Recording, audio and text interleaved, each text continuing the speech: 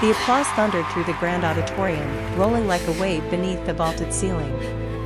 Hundreds of families stood on their feet. Cameras flashed. Proud parents wiped tears from their eyes. But 4 seats in the front family section remained empty. Those seats belonged to my family. My name is Natalie Brooks. I am 25 years old. On the most important day of my life, my parents and my older brother chose not to come. Instead, they drove 3 hours south to Portland to celebrate the opening of Ethan Brooks Sports, my brother's newest sporting goods store.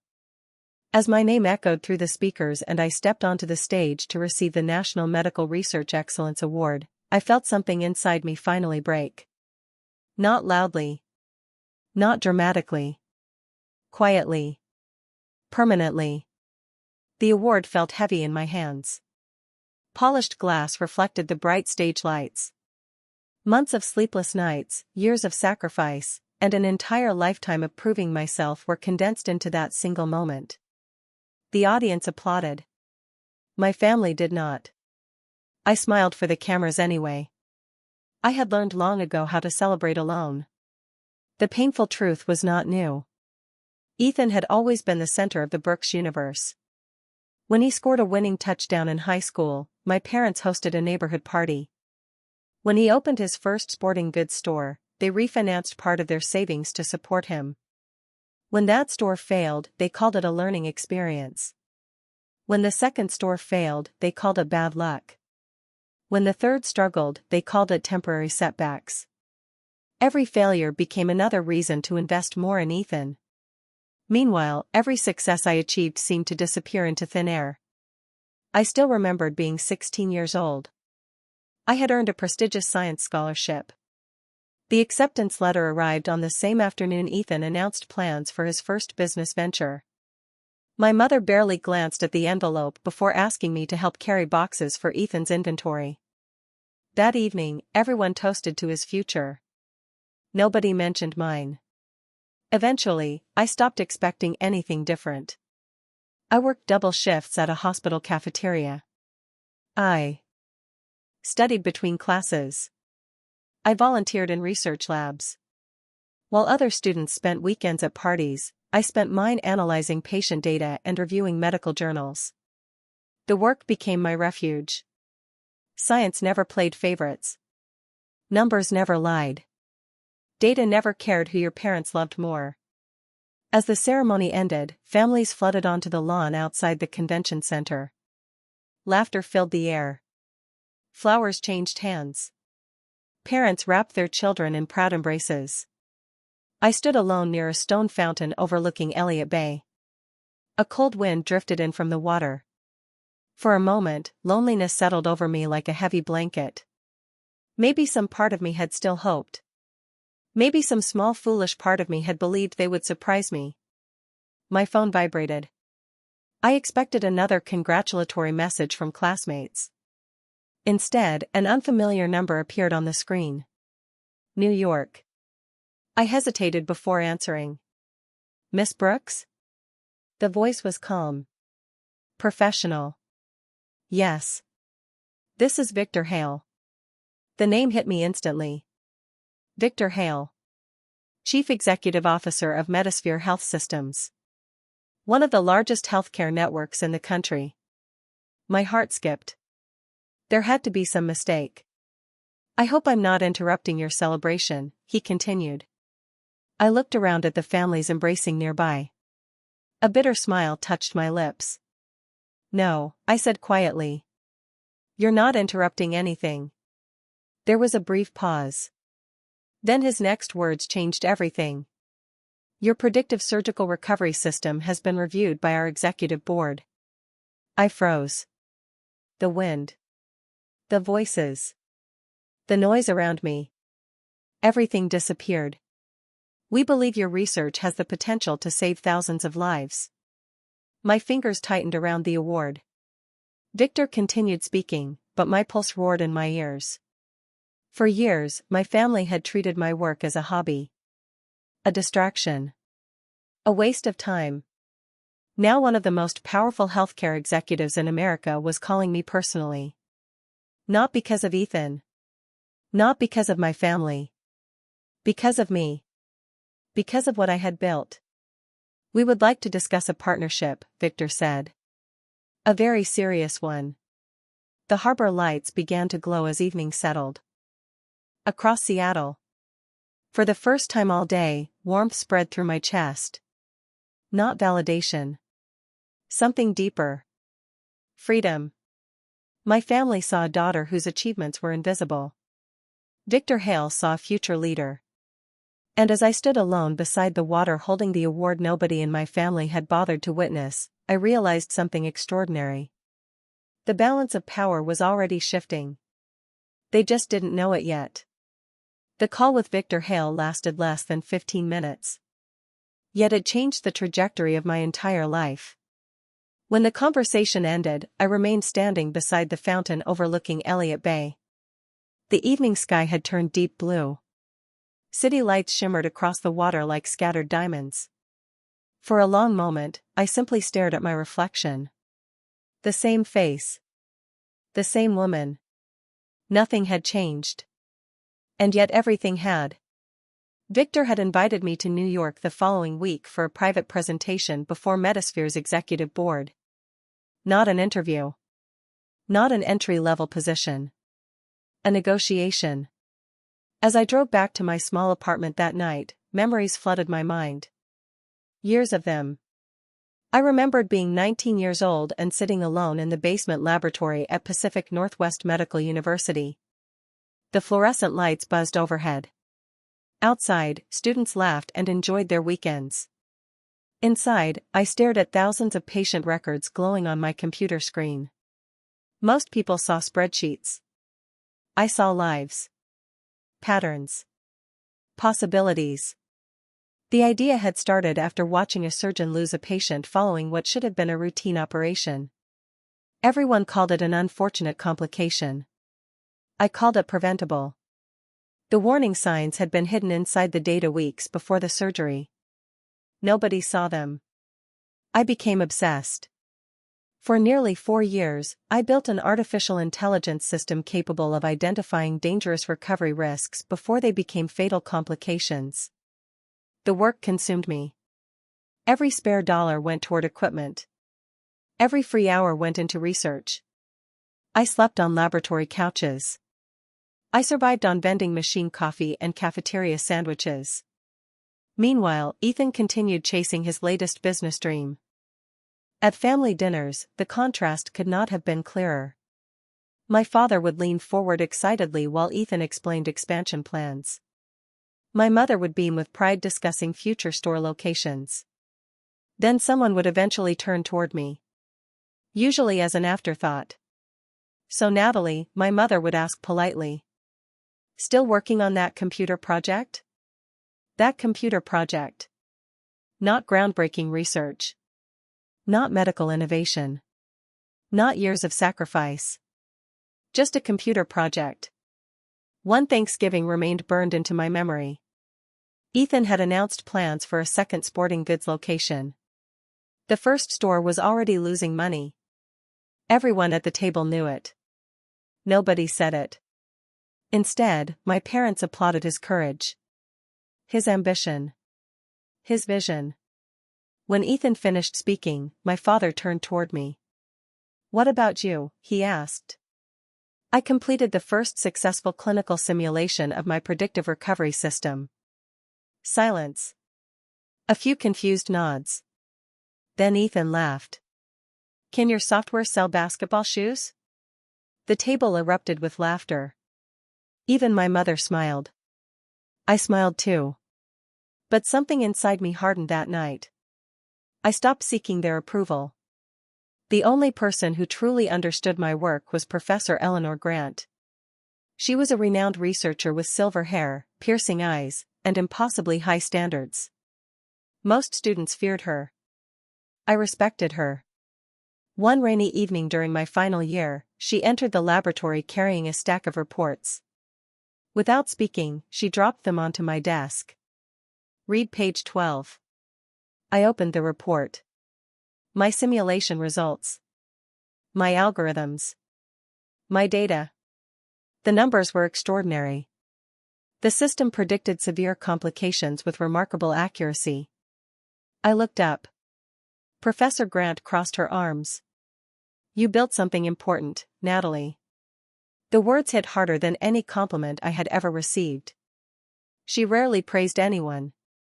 "What happens now?" I asked. A strange smile appeared on her face. "Now the real world notices."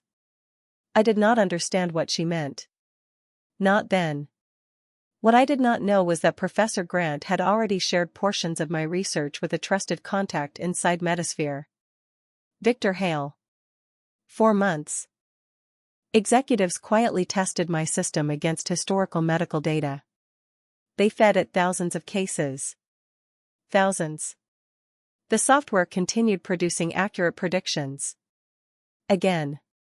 And again. And again.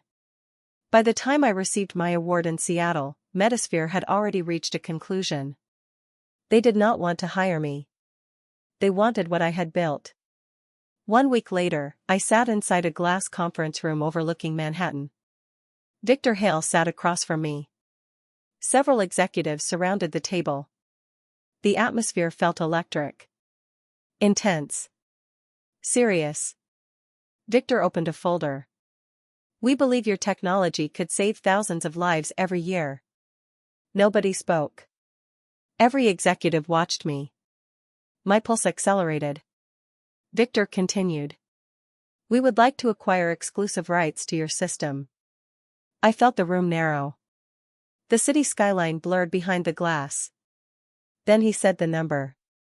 $8 million. For a second, I genuinely thought I had misunderstood. $8 million. The daughter whose research was mocked as pointless. The girl whose family skipped her biggest achievement. The young woman they assumed would struggle to find employment. Suddenly, everything looked different. Outside the conference room, Manhattan stretched endlessly toward the horizon. Inside, power had quietly changed hands. The people who underestimated me still believed I was searching for my first real job. They had no idea that my future was already being rewritten. And soon, the entire country would know my name. The article went live on a Tuesday morning. By lunchtime, my life no longer belonged entirely to me. I was standing inside my corner office at Metasphere's Seattle Innovation Center when my phone began vibrating across the glass surface of my desk. Then it vibrated again. And again. And again. The notifications arrived so quickly they blurred together. Emails. Text messages. Social media requests. Voicemails. People I had not heard from in years suddenly remembered I existed. I opened the article. My professional headshot dominated the screen. The headline stretched across the page. Young researcher signs historic $8 million medical technology deal. I stared at the words for several seconds. $8 million. The number still felt unreal. The article described my artificial intelligence platform, my promotion, and Metasphere's plans to deploy the system across multiple hospital networks. It called me one of the most promising innovators in modern healthcare. I leaned back in my chair and waited. Human behavior had patterns. And I knew exactly what was coming next. The first message arrived from my aunt. She had forgotten my birthday 3 years in a row. Now she wanted lunch. The second came from a cousin who had ignored every family gathering where I attended. Suddenly he wanted career advice. Former classmates reached out. Distant relatives appeared. Everyone seemed incredibly proud. Everyone suddenly believed in me. I opened my call history. Not a single message existed from the day I received the National Medical Research Excellence Award. Not one. The contrast was almost amusing. By late afternoon, my phone displayed more than 40 missed calls. Then the family group chat exploded. The Brooks family. A chat that had spent years revolving around Ethan's businesses. Photos of stores. Photos of inventory. Photos of grand openings. Photos of Ethan. Always Ethan. Now the conversation had shifted. My father sent the first message. Natalie, call us immediately. My mother followed seconds later. Sweetheart, why didn't you tell us? We are so proud of you. Ethan added several celebration emojis. Then came the sentence that made me laugh. We always knew you were going to do something special. Always knew. The same people who called my research pointless. The same people who skipped my award ceremony. The same people who treated my accomplishments like background noise. I locked my phone and returned to work. 2 days passed. The calls continued. The messages became increasingly emotional. Increasingly desperate. Then my phone rang again. Unknown number. I answered. Natalie? My father's voice. Warm. Friendly. Almost unrecognizable. A chill ran through me. My father was not a warm man. He was practical. Direct. Sometimes harsh. This version of him felt artificial. Like an actor reading from a script. Hello, Dad. His relief was immediate. There she is. For several minutes he spoke about how proud the family was. How exciting everything had become. How much they loved me. The words sounded polished. Rehearsed. Empty. Then he finally arrived at the real reason for the call. We're having a family dinner on Friday night. There it was. The objective. The destination. The entire conversation had been driving toward it. Mom wants to celebrate your success. Ethan will be there. It's important. Family should stick together. I stared through the floor-to-ceiling windows of my office. Rain drifted across the Seattle skyline.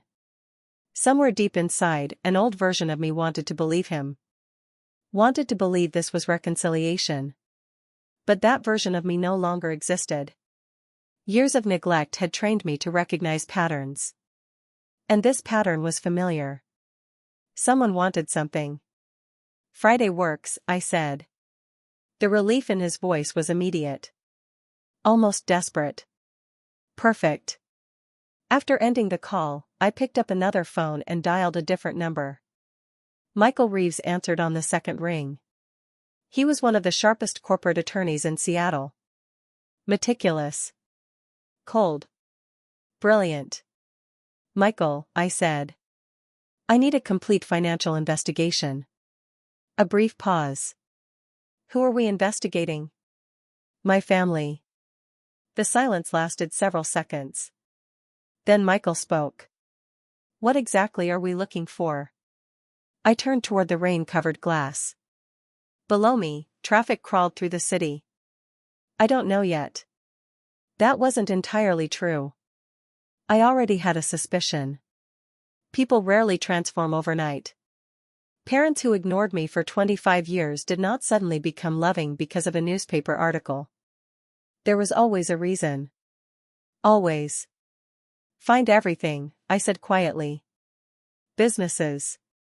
Loans. Property records. Debt. Lawsuits. Any hidden financial exposure. Michael's voice sharpened. I'll start immediately. When the call ended, I sat alone in my office. The city lights slowly appeared beyond the rain.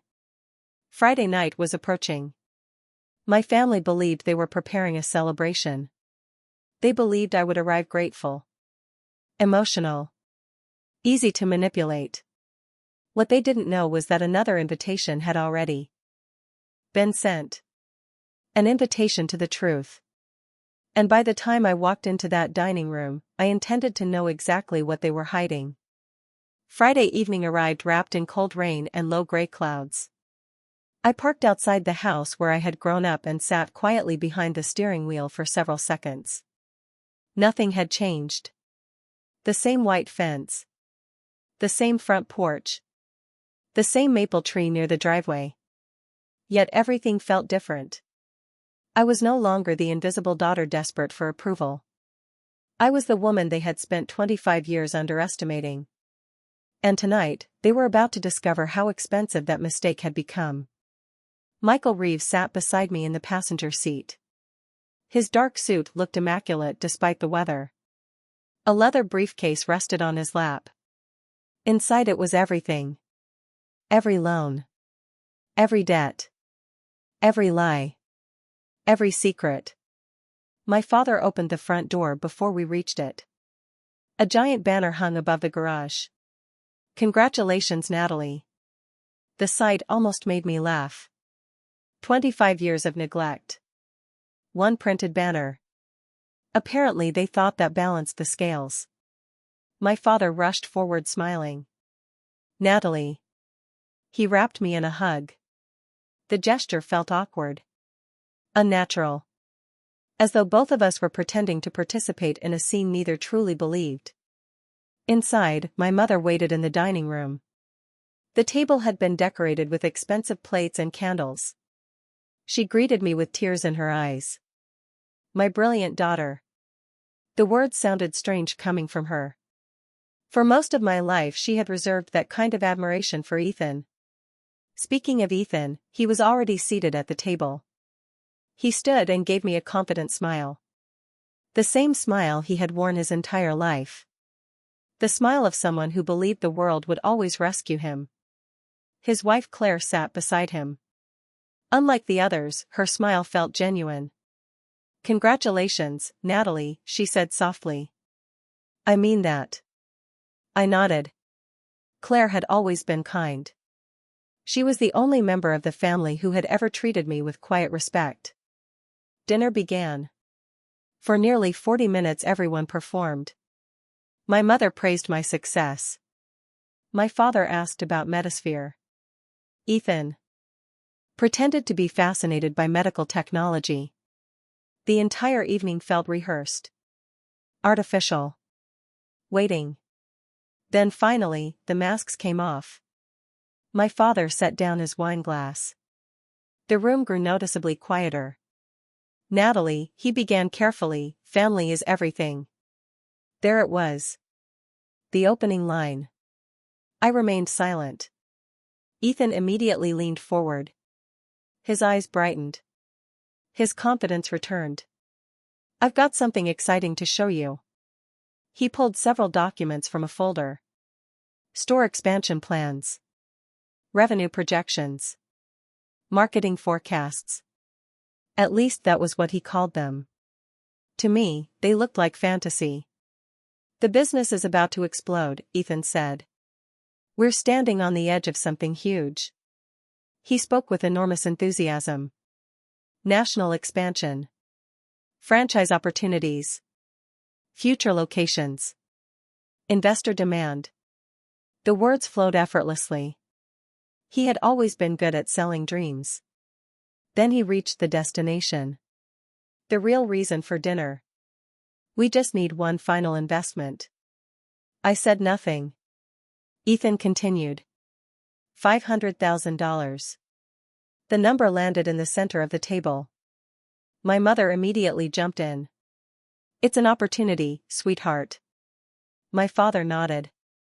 "You'll be helping family." Family. The word appeared again. Like a key designed to unlock my wallet. I folded my hands calmly. "Tell me about the debt." The room froze. Ethan blinked. "What debt?" "The business debt." "There isn't any." The lie came too quickly. Too smoothly. I turned toward my father. "The property isn't leveraged?" "No." Another lie.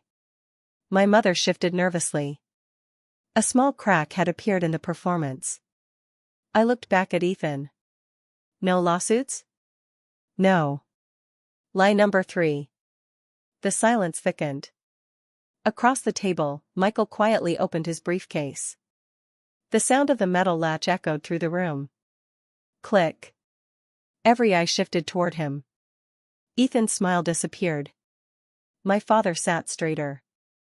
Michael removed a stack of documents and placed them carefully on the table. No emotion.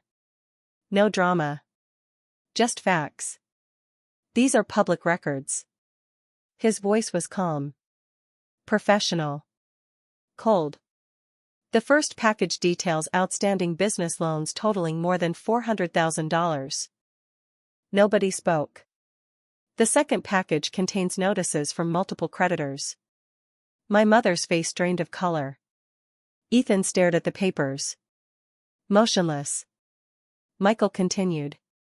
The third package documents a second mortgage secured against this property.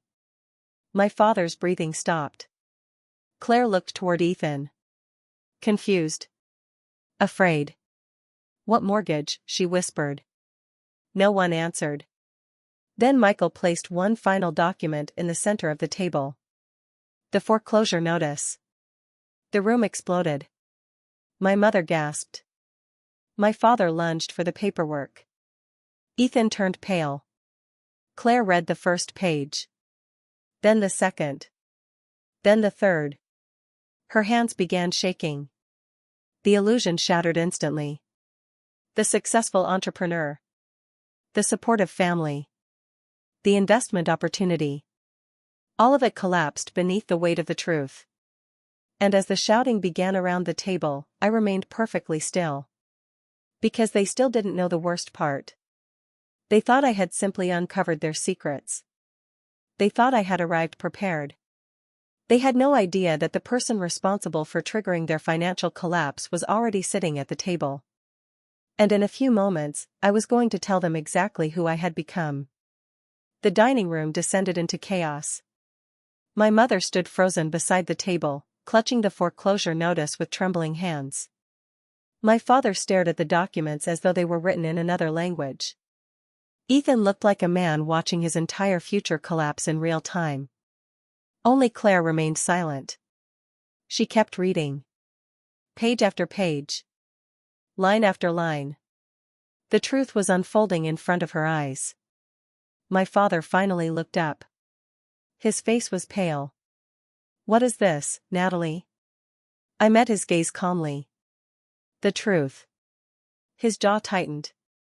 We can fix this. No, I said quietly. You can't. The words landed like stones. For the first time in years, nobody interrupted me. Nobody dismissed me.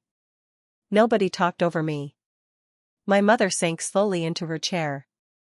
Natalie, please. Her voice cracked. We're family. The familiar phrase again. Family. The word they used whenever they needed something. The word they never seemed to remember when I needed them. I folded my hands and looked around the table. For years I had imagined this moment. Not out of revenge. Out of necessity. Because some truths cannot remain buried forever. When I won my science scholarship, nobody celebrated. Silence. When I graduated at the top of my class, nobody came. My father's eyes dropped. When I received a National Research Award, 4 seats sat empty. My mother began crying. Softly at first. Then harder. I worked double shifts while Ethan received investment after investment. I turned toward my brother. You failed repeatedly. Ethan flinched. And every time you failed, they called it potential.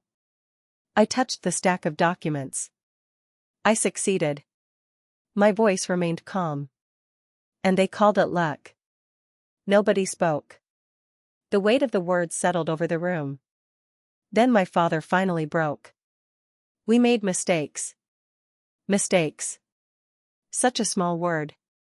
A convenient word. A safe word. It sounded cleaner than neglect. Kinder than favoritism. More comfortable than truth. Before I could answer, Michael quietly slid another document across the table. A single sheet. Simple. Precise. Legal. What is that? My mother whispered. I looked at the paper. A release agreement. My father frowned. I continued. It permanently removes any future financial obligation between us. The room became still. Very still. My mother stared at me. What are you saying? I'm saying I won't pay the debt.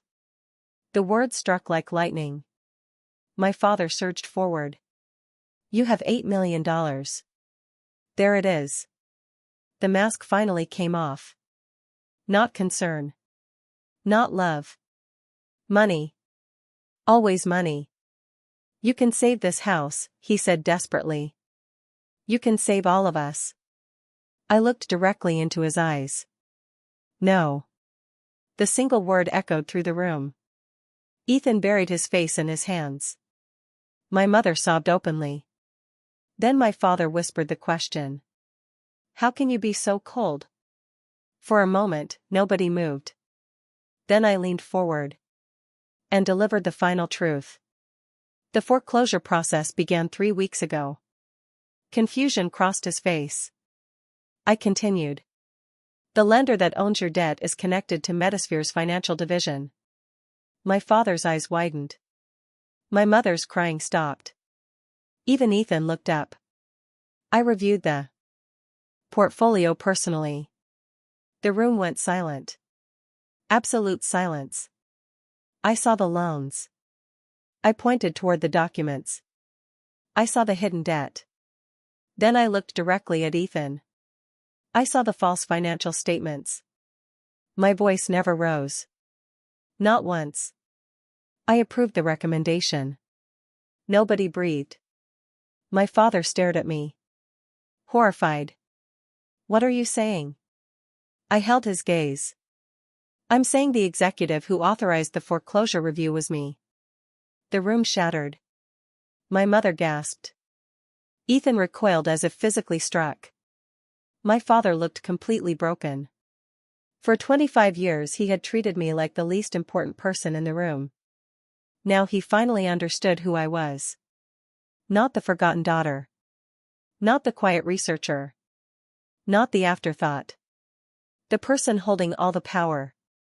The irony was almost unbearable. For a long time nobody spoke. Finally, Claire stood. She removed her wedding ring. Slowly. Carefully. She placed it beside Ethan's untouched plate. The soft metallic sound echoed through the room. I'm done. Ethan stared at her. Terrified. Claire. She shook her head. No. Tears filled her eyes. But not because of the debt. Her voice trembled. Because of the lies. Then she walked away. The front door closed moments later. And just like that, the illusion was gone. The golden sun. The perfect family. The dream. All gone. I signed the release agreement. My parents signed next. Neither spoke. There was nothing left to say. 6 months later, Metasphere deployed my technology nationwide. Thousands of patients benefited from earlier interventions. Hospitals reported dramatic improvements. The company promoted me to Executive Vice President of Innovation. A new research center opened in Seattle. My name stood above the entrance. Meanwhile, Ethan declared bankruptcy. My parents moved into a small rental apartment outside Portland. Life continued. As life always does. Sometimes people ask whether I regret walking away. The answer is simple. No. Because I did not destroy my family. Their choices did. I simply stopped protecting them from the consequences. For the first time in my life, I chose myself. And that decision changed everything. If this story reminded you of a moment when someone underestimated your value, share your experience in the comments below. Your story may inspire someone who needs it today. And if you enjoy stories about justice, resilience, and life-changing turnarounds, please like this video and subscribe to Still Waters Payback. There are many more powerful stories waiting ahead.